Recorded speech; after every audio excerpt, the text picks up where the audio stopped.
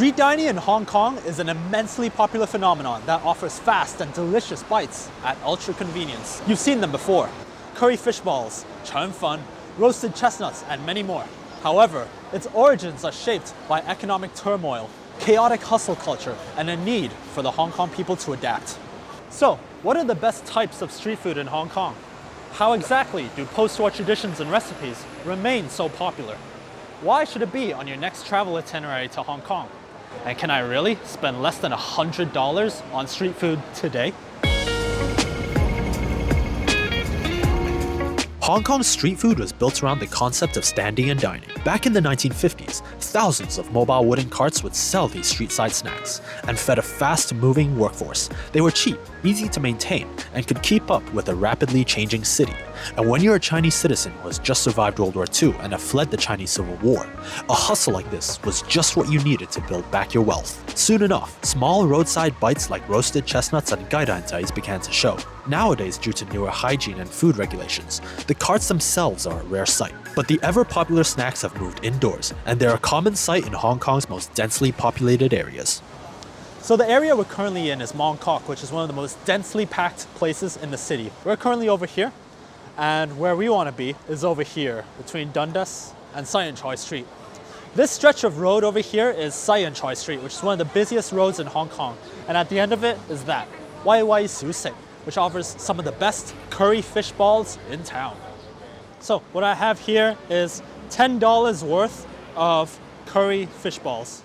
Fishballs themselves are of Tuizhao origin, which is a coastal region in southeast China, and it basically came from leftover fish scraps mixed in with flour. Because of this, they didn't taste very good, and lacked that fresh fish sweetness you get in higher quality fish paste. Thankfully for the vendors though, they got their hands on some curry and other Southeast Asian and Indian ingredients as a result of British colonial trade, which then made the intense, aromatic flavors offered today. The curry is actually very aromatic, nicely spicy. Now, they had to adapt the technique a bit. They actually cook the fish balls in the curry broth. There were 9 pieces in this bag that I just got for $10. That's a good start. I've been told that the true Hong Kong way to eat these is actually just to bend over slightly and eat them because the curry sauce would actually drip. And me wearing a white shirt shows the worst possible time to do so, huh? Like this. Stinky Tofu, 1 serving for $15.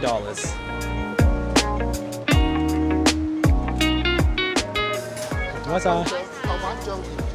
So this is the bean paste, and we're recommended to put it together with the Stinky Tofu to enhance the flavor. And this one is the sweet one as well. Now this one is a little bit polarizing. It's Stinky Tofu, and it's hard to describe the smell through the screen, but it's what I can describe as a really hot blue cheese stench. So how could it possibly be one of Hong Kong's most popular street snacks? After all, they do say 70% of your taste is smell, right? How can something taste good if it smells like stinky tofu? The people who love this will defend this until they die. Others swear that this is the worst thing that they've ever eaten. The outside is very nicely crunchy, and the inside, as you can tell, is still very, very nice and moist. Let's try a little bit with some of the sauces that the uncle recommended. Oh yeah. Okay, this is good. I used to be someone on the fence about how it tastes, but that uncle knows what he's talking about. The sauces make it so much better. So the smell actually comes from a month-long fermentation process of milk, vegetables, and dried shrimp. After that process, the tofu would be deep fried, and so the outer layer would be locking in all that tofu moisture. The story of how these bites were conceived was in Beijing during the Qing dynasty. The story is that a man opened a tofu shop, but one day he couldn't sell all the tofu he made. So he cut up the tofu and put them in a jar along with some seasonings to try and preserve them. When he opened the jar a few days later, an unbearable smell immediately hit him. But undeterred, he ate them anyways, and was surprised at how well it tasted. Just a few steps away is Fei Jie, which literally translates to fat sister, and they're really famous for their cold soy-braised skewers.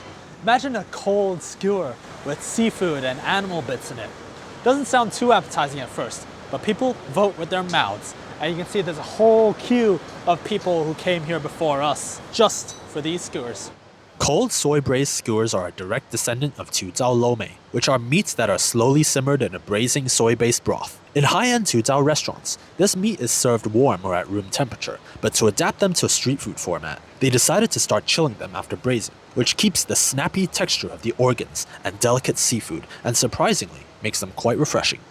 So over here, I got the cuttlefish, the squid side, the pig intestines, and the chicken kidneys. I'm a huge fan of kidney in other Japanese barbecue, but let's see how they taste in this format. Oh yeah. Surprisingly very crunchy. I didn't expect that from a chicken kidney. It's hard to describe it, but the way that the mustard acts together with the spicy soy sauce almost acts like a wasabi. It gives a very good spice undertone to it that's not your traditional heat chili spice. Chances are you probably have a photo from a KOL from Instagram or Xiaohongshu holding up one of these cold skewers on looking the rest of Dundas Street. Wow, this one's the crunchiest of them all. So far, I think I like the squid best. I feel like the kidney, it does very well in terms of the taste and the crunchiness that it offers. But for me, the squid outperforms the kidney on all levels.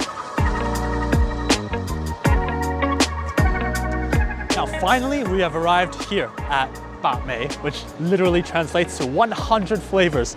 Are there really 100 flavors in here? Well, this is cold garlic noodles, and it's something that's very, very unique just to Hong Kong. To Hong Kongers, this is something that's very nostalgic because this is very popular with students when they come after school and grab a fresh bite to eat. So from these guys, I got the cold garlic noodles and I added 3 different toppings: chicken kidney, squid, and some beef tripe. Let's see how it is. Coming out of the smell, it's already very, very garlicky. It's a very pungent smell too. Because it's cold, it's very refreshing, but at the same time, it's spicy. So there's that really good clash between hot and cold happening. I really like the fresh, raw flavors that I get from the garlic as well. To be honest, this snack is a little bit of an outlier because its origins date back much more recently, back in the 90s and 2000s. So imagine this. You come home from school and you're looking for some food. You stop by a shop like this and they give you this. All it is just some flavoring, noodles, pretty good noodles actually, some toppings, some sauce, and that's it. No hassle, all in a plastic bag even. And it was a kill 2 birds with 1 stone situation for the vendors. It was super easy to prepare, and it's all in a bag. By doing so, you just saved up on space, washing costs, and rent in tiny mall stalls. I've spoken to some people here who are big fans of these cold noodles, and they've been eating them ever since they were children. And it gets to a point where every single time they would order the exact same combo. So if you were a vendor and that same person comes up, you already know what they're gonna get. And so everything's even faster. So in total, from 4 different snacks, I only spent 80 Hong Kong dollars. Not a bad steal, if I say so myself. However, every single bite of street food we took today tells the exact same story. It's a story of a city that adapts and hustles its way out of economic and social struggles and finds the best out of any situation provided. So when you finally make your way to Hong Kong, or you're feeling a little homesick and want to spend some time here, I recommend heading down to Mong Kok, where you can satisfy those deepest street food cravings.